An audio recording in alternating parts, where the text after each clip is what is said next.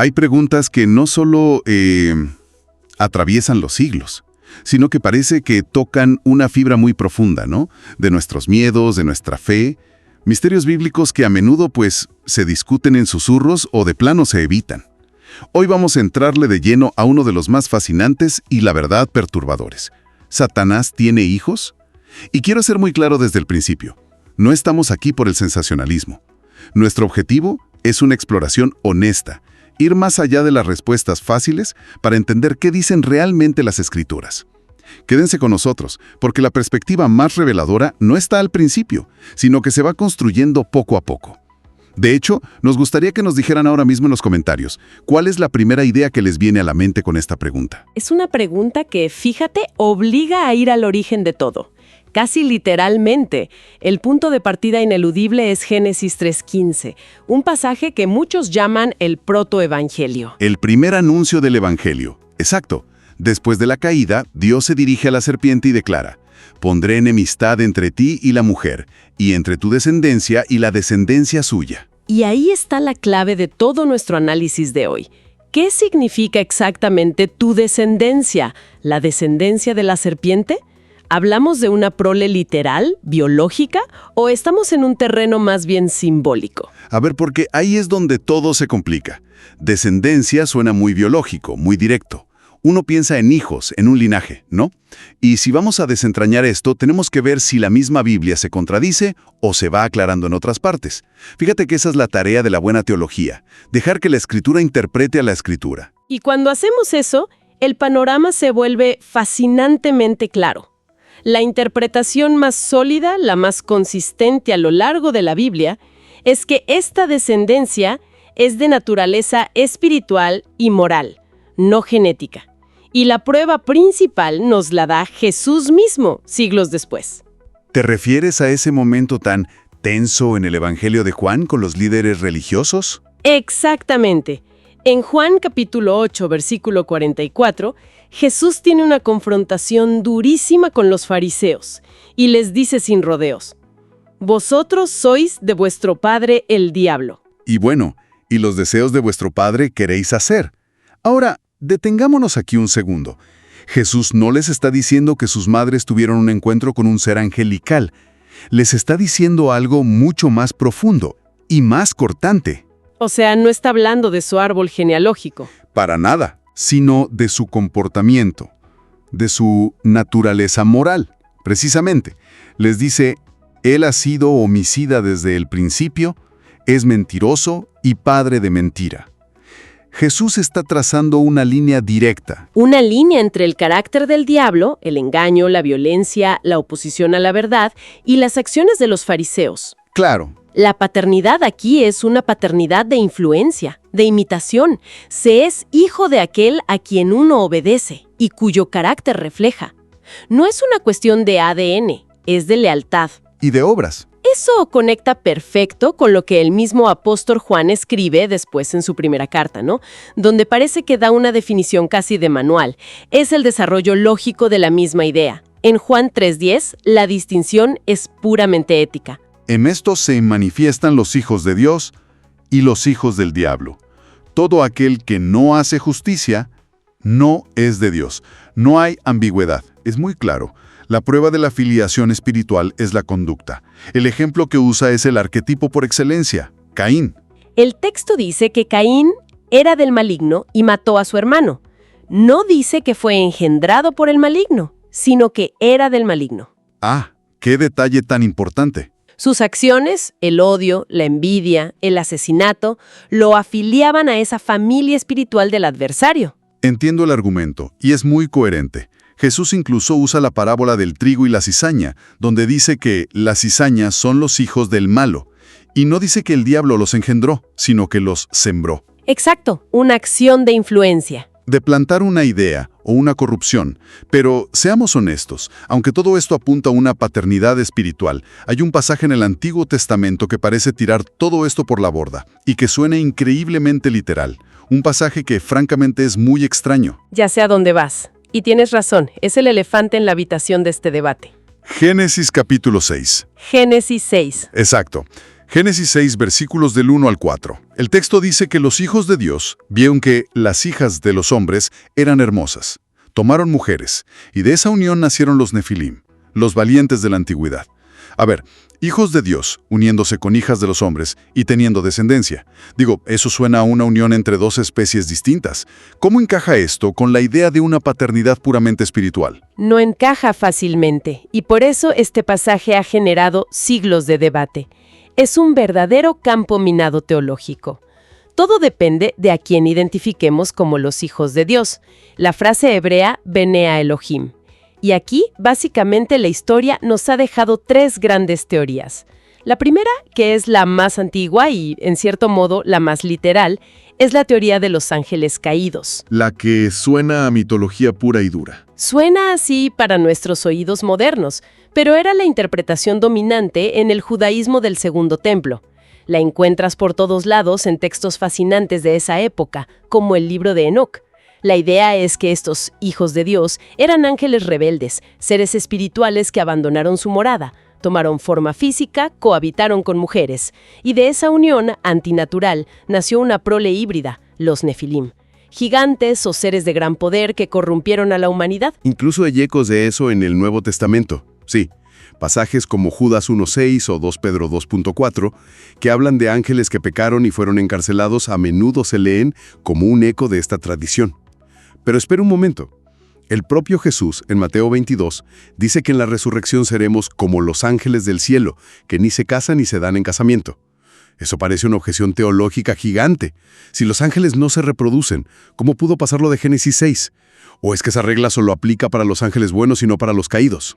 Esa es exactamente la objeción que, con el tiempo, le restó popularidad a la teoría de los ángeles y llevó a pensadores de la talla de San Agustín a proponer una alternativa que no implicara esos problemas con la naturaleza angelical. Y así nació la segunda gran teoría, la del linaje de Set. Esta es la que intenta, digamos, mantener el problema en el plano puramente humano. Correcto. Según esta visión, el texto no habla de una mezcla de especies, sino de una mezcla de linajes espirituales. Los hijos de Dios serían los descendientes piadosos de Set, la línea genealógica que comenzó a invocar el nombre del Señor. Y las hijas de los hombres serían las del linaje de Caín. Exacto, el linaje impío. El gran pecado que desató el diluvio no fue una corrupción genética, sino moral. El linaje santo se dejó seducir, se mezcló con el pagano, y la piedad desapareció. Los Nefilim, en este contexto, no serían semidioses, sino simplemente hombres tiranos, caídos en el sentido moral. Con todo respeto por San Agustín, esa interpretación siempre me ha parecido un poco forzada. ¿En qué sentido? O sea, el lenguaje del texto es muy dramático para describir simplemente que la gente de una familia se casó con la de otra. Llamar a una genealogía hijos de Dios y a la otra hijas de los hombres parece una explicación demasiado limpia para un texto tan oscuro y antiguo. Es una crítica válida y muy común. Se argumenta que es una lectura que busca domesticar el texto, quitarle su filo mitológico para que encaje mejor en un sistema teológico más ordenado.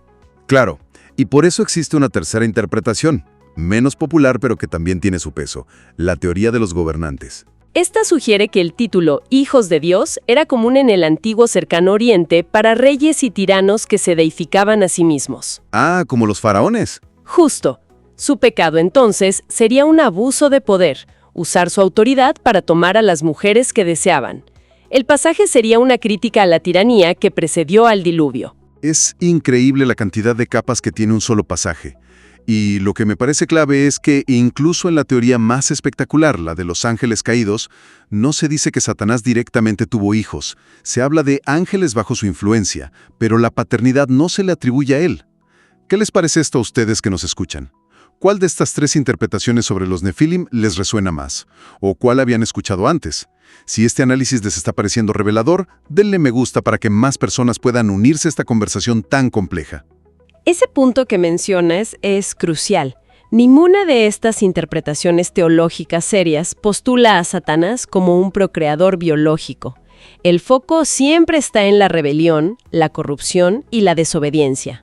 Acciones. Sí, acciones que se alinean espiritualmente con los propósitos del adversario, ya sea a través de ángeles, de linajes humanos o de tiranos. De acuerdo, entonces, después de todo este recorrido, llegamos a la pregunta del millón. ¿Y qué más da? ¿Por qué es tan importante este debate? ¿Qué cambia en la práctica si creemos que la paternidad es biológica o si es espiritual? ¿A quién le afecta esto hoy? Las implicaciones son enormes y tocan el núcleo de cómo entendemos el mal, la responsabilidad y la redención. Mira, si la paternidad fuera biológica, si existiera un linaje de Satanás, las consecuencias serían aterradoras. Históricamente, ideas así se han usado para demonizar a grupos enteros de personas, a otras razas, a otras naciones, a enemigos políticos. Claro. Se crea una visión fatalista donde el mal es una condición genética, una fuerza incontrolable en ciertos seres. Se convertiría en el pretexto perfecto. No es mi culpa, nací así, soy de la mala semilla. Elimina por completo la responsabilidad personal. Precisamente, anula la elección. En cambio, si entendemos que la paternidad es espiritual, como la Biblia enseña de forma consistente, el enfoque cambia 180 grados. El problema ya no es un gen del mal, sino la realidad universal del pecado que nos afecta a todos por igual, y la elección humana de seguir ese camino. La batalla deja de ser externa. Deja de ser contra una raza de gente mala y se vuelve una lucha interna que cada persona libra en su propio corazón y mente. La solución, por tanto, no es la erradicación de un grupo, sino la posibilidad de redención y transformación para cada individuo. Y eso nos lleva directamente a una de las ideas más poderosas del cristianismo, la adopción. Si la filiación es espiritual, significa que uno puede cambiar de familia. Juan 1:12 lo dice de una forma preciosa. Mas a todos los que le recibieron, les dio potestad de ser hechos hijos de Dios. Fíjate en el lenguaje, ser hechos. No se nace así. Es una transformación, un nuevo comienzo que se te ofrece. O sea, la puerta para cambiar de bando, por así decirlo, siempre está abierta. No hay un candado genético. Esa es la esencia misma del Evangelio. Es una oferta de liberación. No importa cuál sea tu trasfondo, tus acciones pasadas o la influencia bajo la que hayas estado. La posibilidad de nacer de nuevo, de ser adoptado en la familia de Dios y recibir una nueva naturaleza, está disponible. La visión espiritual afirma la dignidad de la persona. Afirma la dignidad y la capacidad de elección de cada ser humano, mientras que la visión biológica, en el fondo, las nieva. Ahora, hay una idea que circula mucho, sobre todo en Internet, que dice que todo esto que estamos discutiendo, esta interpretación espiritual, es en realidad la verdad que la Iglesia esconde. Se presenta como si hubiera una conspiración para ocultar la naturaleza literal y mucho más cruda de la descendencia de Satanás. Mucha gente diría que estamos haciendo justo lo que el sistema quiere, domesticar un texto que es mucho más salvaje. Esa es una idea muy seductora porque apela a nuestro deseo de descubrir secretos, ¿no? Pero se basa en un malentendido de lo que es la teología. No se trata de una conspiración, sino de una rica, compleja y a veces desordenada historia de interpretación, lo que llamamos hermenéutica.